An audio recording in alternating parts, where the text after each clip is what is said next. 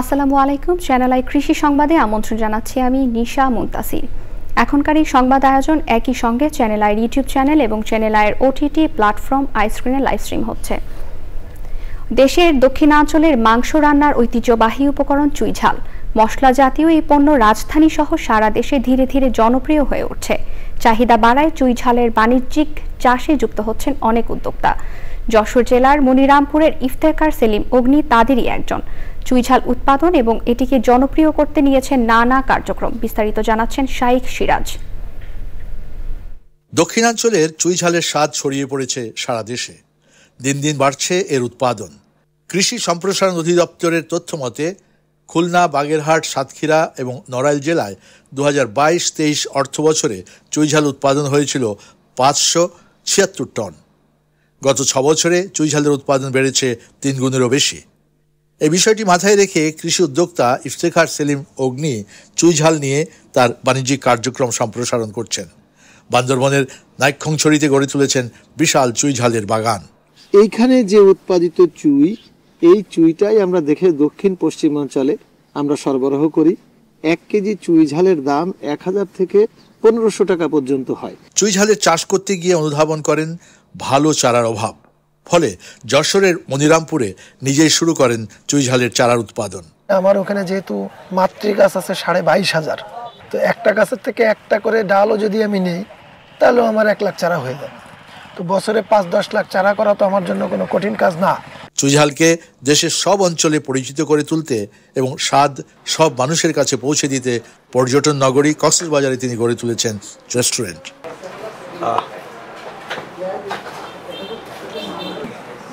এটা বেশি চাপাতে হবে, যত বেশি চাপাবেন তত বেশি ঝাল বের হবে। রসনা বিলাসে স্থানীয় ঐতিহ্যবাহী মশলা জাতীয় এই কৃষি পণ্যগুলোর ব্যবহার দিন দিন বাড়ছে এবং খাদ্যদ্রব্যে এর এই উপকরণগুলো ছড়িয়ে যাচ্ছে দেশব্যাপী। এটা অর্থনীতির একটা নতুন সম্ভাবনার খাতও তৈরি হচ্ছে। উদ্যোক্তারা বলছেন শুধু দেশের ভেতরে নয়, চুইঝাল সারা পৃথিবীতে বাংলাদেশের ঐতিহ্যবাহী খাবার হিসেবে ছড়িয়ে দেওয়া সম্ভব। প্রয়োজন এর পৃষ্ঠপোষকতা। পর্যটন নগরী কক্সবাজার থেকে শাইখ সিরাজ, চ্যানেল আই। এ নিয়ে বিস্তারিত প্রতিবেদন প্রচার হবে আজ রাত 9টার সংবাদের পর হৃদয়ে মাটি ও মানুষ অনুষ্ঠানে। ধানের বাজার দর ভালো থাকায় বোরো চাষে ঝুঁকছেন মৌলভীবাজারের কৃষক। গত বছরের চেয়ে এবার 2005 হেক্টর বেশি বোরো আবাদ হচ্ছে। লক্ষ্যমাত্রার চেয়ে উৎপাদন বাড়তে পারে বলে ধারণা করছেন কৃষি বিভাগ।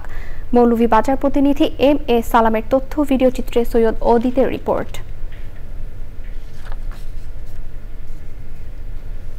গ্রাম লবণাক্ত জমিতে শীতকালীন সবজি উৎপাদনে ইতোমধ্যে এই গ্রামটি সবজি গ্রাম হিসাবে পরিচিতি পেয়েছে। এই গ্রামে এবছর শীতকালীন সবজির খুব ভালো ফলন হয়েছে। বর্তমানে দাম একেবারেই কম। আজকে আরো সিম পাঠাই দেওয়া হয়েছিল, 8 টাকা করে সিম বেচছে। আরো সামনে বাজার হয়তো খারাপ হইতে পারে। যদি বাজার সর্বনিম্ন 1200 টাকা 1000 টাকাও থাকে, তারপর মনে করেন খরচপাতি যে লাখখানা টাকা থাকবে। হঠাৎ করে বাজার দর কমে যাওয়ায় দাম নিয়ে হতাশ কৃষক। আমরা সার কিনতে 30 টাকা 35 টাকা কেজিতে, আর সিম বিক্রি করতে 10 টাকা কেজিতে, তাতে আমরা তো পুরো লস।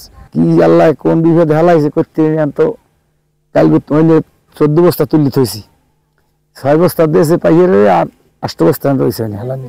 এই পাইকার ওই খুচরো মুচো যারা সাইডে নেয় নিয়ে বেশি কিনে দেয়, যে মনে চাই দেয়, কোনো ভালো একটা বাজার নাই। কৃষি বিভাগ বলছে এই গ্রামের কৃষকদের সবজি উৎপাদনে বছরের শুরু থেকে তথ্য ও পরামর্শ দিয়ে সহযোগিতা করছেন তারা। আমরা কৃষি বিভাগ কৃষকদের বিভিন্ন ধরনের মোটিভেশনাল ট্যুর বাস্তবায়ন করি, তাদের এটি দেখে যাতে কৃষকরা উদ্বুদ্ধ হয় এবং আমরা তাদেরকে ভবিষ্যতেও যদি কেউ করতে চায় কৃষি বিভাগ আমরা পরামর্শ, পাশাপাশি আমাদের যে বিভিন্ন প্রদর্শনীর কার্যক্রম আছে এবং কৃষকদের প্রশিক্ষণ দিয়ে আমরা সহযোগিতা করব। বরগুনা জেলায় এবছর 300 হেক্টর জমিতে শীতকালীন সবজি সিম আবাদ করা হয়েছে।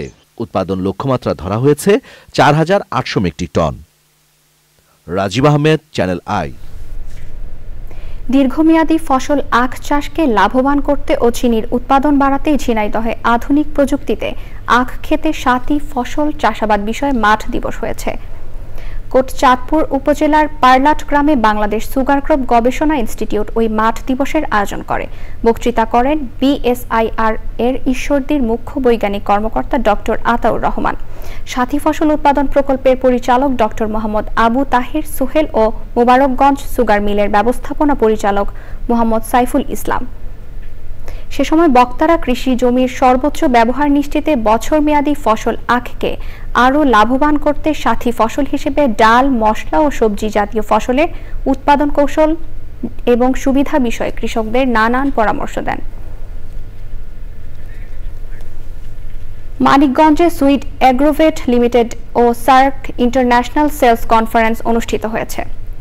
উপস্থিত ছিলেন সুইট এগ্রোভেট লিমিটেডের ব্যবস্থাপনা পরিচালক মঞ্জুরুল হুদা, বিআইডব্লিউটি এর চেয়ারম্যান সুরাইয়া পারভিন শেলি, সেনা ইন্স্যুরেন্স পিএলসির ব্যবস্থাপনা পরিচালক অবসরপ্রাপ্ত brigadier general Mohammad Shafiq Shamim, sweet Agrovet লিমিটেডের জিএম মোজাম্মেল হক ও অন্যরা। কনফারেন্স দেশের বিভিন্ন জেলা ও উপজেলা থেকে 300 কর্মকর্তা ও কর্মচারী অংশ নেন।